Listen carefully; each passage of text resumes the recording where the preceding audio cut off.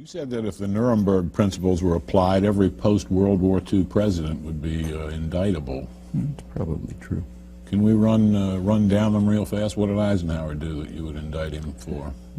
Eisenhower overthrew the conservative nationalist government of Iran with a military coup.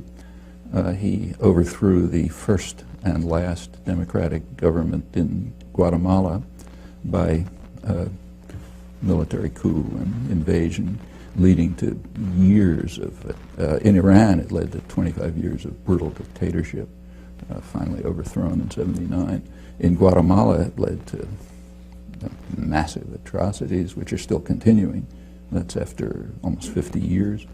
In Indonesia, this wasn't known until recently, but he conducted the major clandestine terror operation of the post-war period up until Cuba and Nicaragua in an effort to break up Indonesia, strip off the outer islands where most of the resources are, and undermine what was then considered as a threat of Indonesian democracy.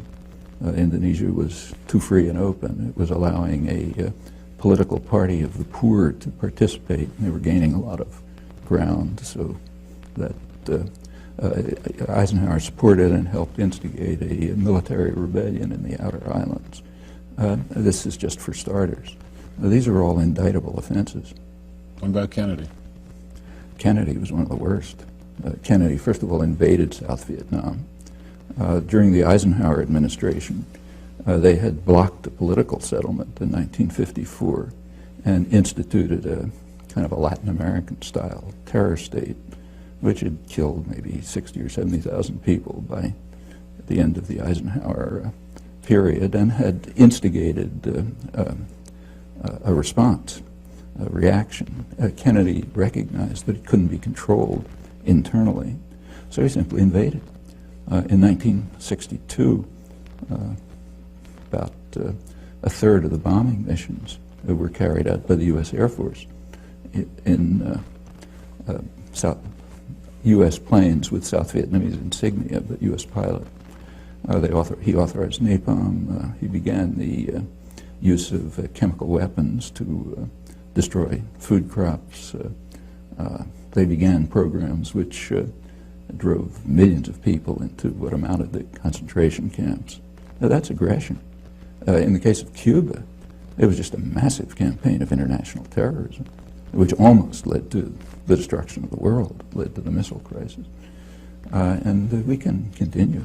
Again, these are all indictable offenses. About Johnson? Well, Johnson expanded the war in Indochina to the point where ended up probably leaving 3 or 4 million people dead. He invaded the Dominican Republic to block what looked like a potential democratic revolution there, supported the Israeli occupation in its early stages. Again, we can go around the world. Take, say, Carter.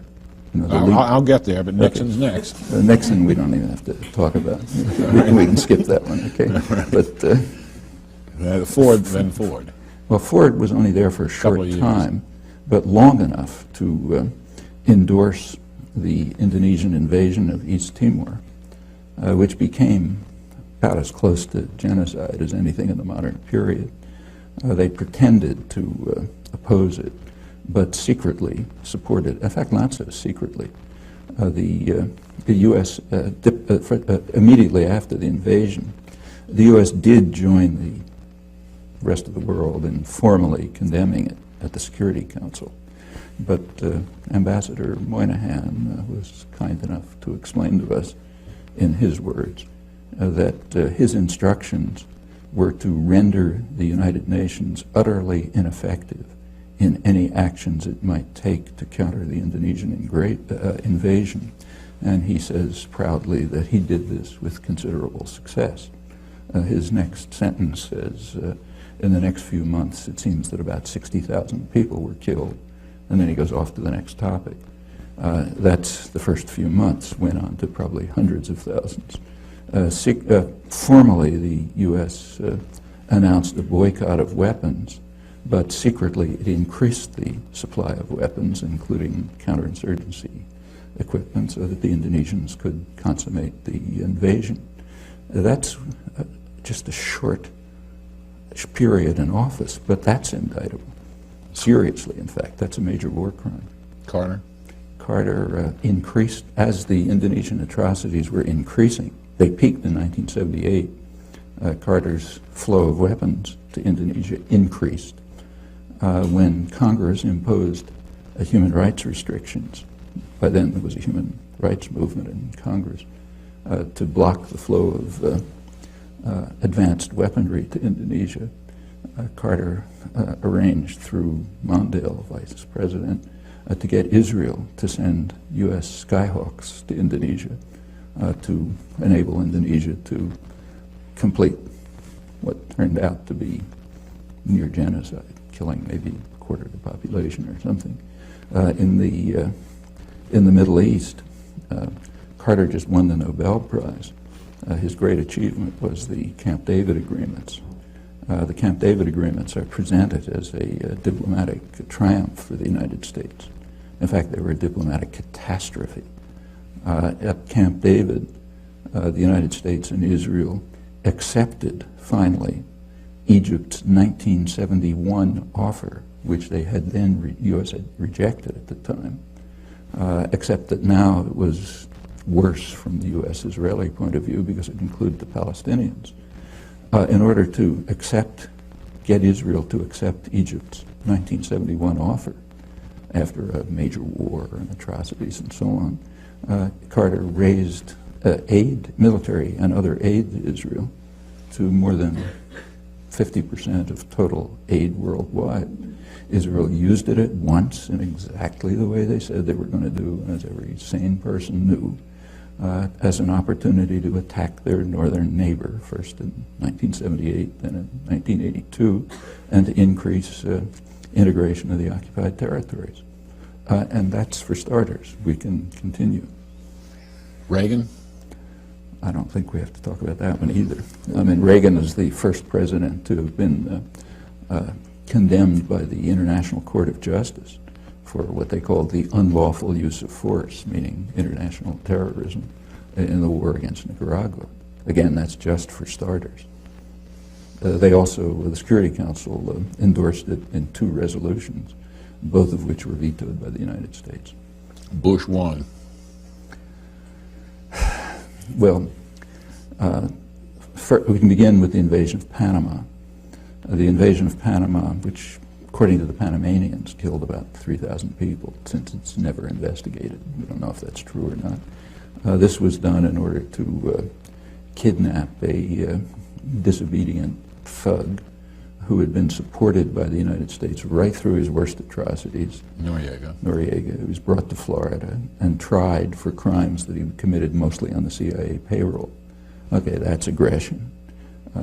We could go into the details of the war in Iraq, but there were plainly opportunities for, they might not have worked, we don't know, but there were opportunities for diplomatic settlement, which the Bush administration refused to consider, and incidentally the press would not report, with a single exception, and Long Island Newsday, which did report the whole story throughout accurately, and is the only newspaper in the country to have done so. The Bush administration then did attack, and the attack was carried out in a manner which is criminal under the laws of war. They attacked infrastructure. I mean, if you attack New York City and you destroy the electrical system, the power system, the sewage systems, and so on, that amounts to biological warfare, and that's the nature of the attack. Then came a sanctions regime, which it's mostly Clinton, but began with Bush, which is, by conservative estimates, killed hundreds of thousands of people while strengthening Saddam Hussein. That takes us off to Clinton, which, that's the beginning, but that's by no means the end.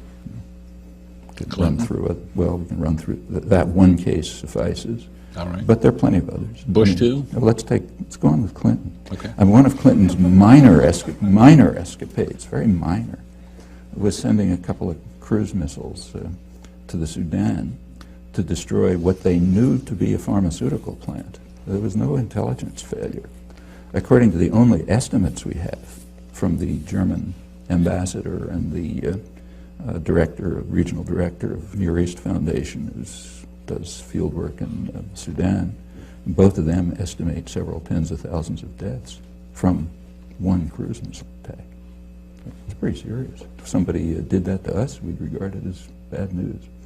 And again, we can continue. In the Middle East, for example, Clinton began by declaring past UN resolutions, in the words of his administration, obsolete and anachronistic. Okay, so we're finished with that. No more international law. Then comes a period called a peace process, except that during the peace process, Israeli settlement, which means settlement paid for by the U.S. taxpayer and supported by U.S. military aid and diplomacy, continually increased.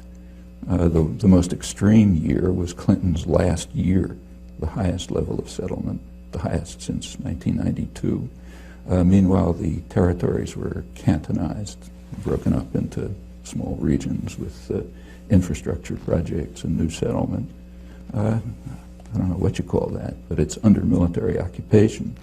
And if anyone else was doing it, we'd call it a war crime. And again, we can continue. I don't think we have to discuss.